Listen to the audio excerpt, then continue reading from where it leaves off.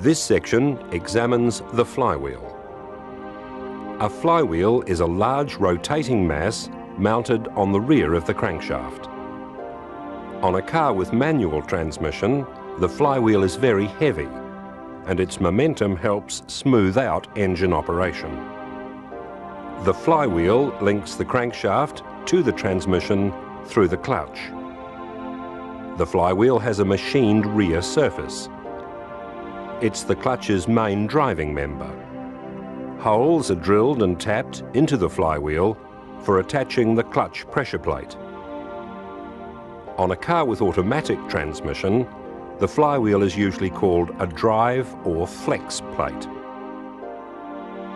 The drive plate is lighter than a conventional flywheel because of the weight provided by the torque converter. The outer edge of the flywheel or drive plate has a gear called a ring gear. The electric starter pinion engages on this gear to rotate the engine for starting.